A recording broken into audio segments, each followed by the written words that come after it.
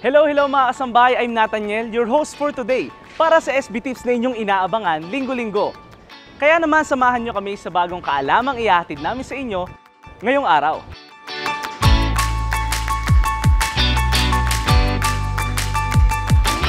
Hay, namimiss nyo na ba mag-travel mga kasambahay?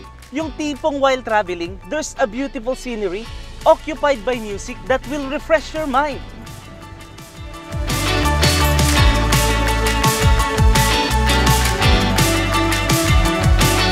Anyway mga kasambahay, nabalitaan nyo na rin ba yung kaliwat ka na aksidente sa daan? Nakakalungkot, di ba? Lalo na nang sumapit pa ang bare months. Masarap mag-travel, masarap magbakasyon. Pero alam nyo ba mga kasambahay, na dapat meron din pala tayong tandaan bilang travelers at the same time driver. And to know about that, here's some SB tips. At syempre mga kasambahay, para mas maintindihan natin ang ating topic ngayon, we have invited a driving instructor, Sir Jay Lazaro, from Best Driving School. Hello sir, magandang umaga po sa inyo. Magandang umaga din sa iyo, Nathaniel, at sa ating mga viewers.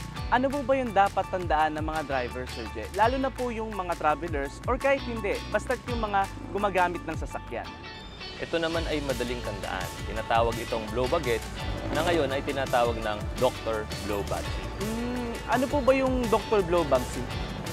Ang Dr. Blow Bagsy, ito ay pre-driving inspection na kailangan bago tayo gumamit ng sasakyan ay ma-check natin lahat ito.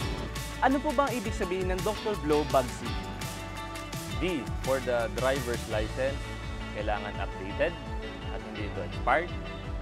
And then R for the registration certificate ng ating sasakyan, kailangan hindi ito expired. At yung B naman is for battery, kailangan ito ay gumagana. At yung ating L for the lights, front and rear, kailangan po lahat ito ay nagpa-function, walang busted.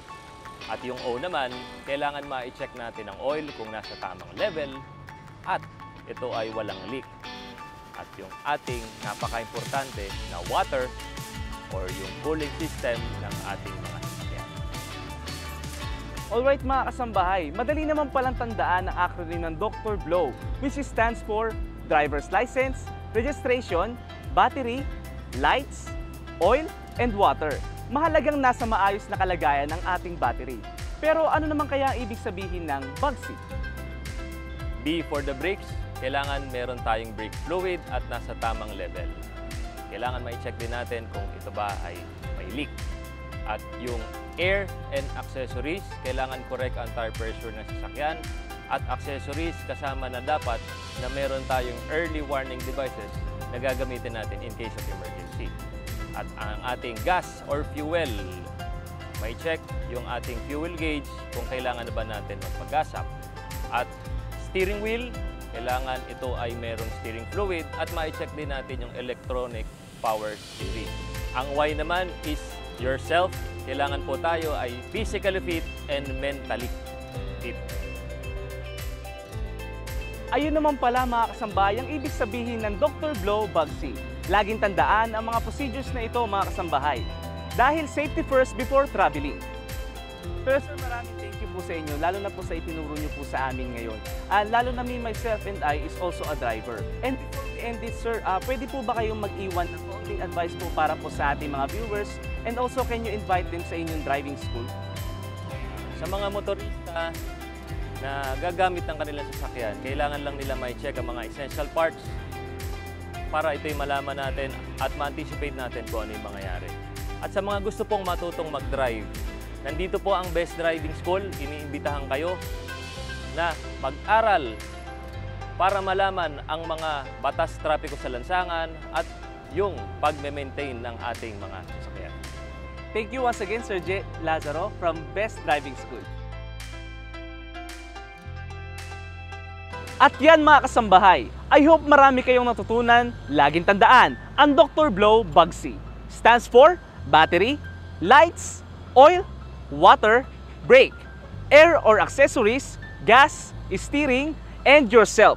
Bagamat simple lang ito, malaki ang magagawa para sa kaligtasan ng mga biyahero.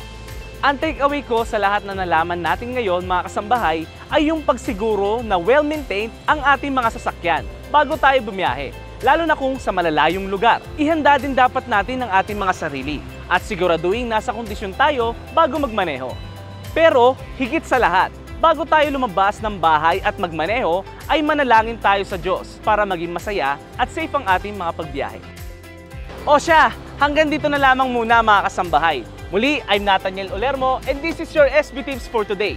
Hanggang sa muli, God willing,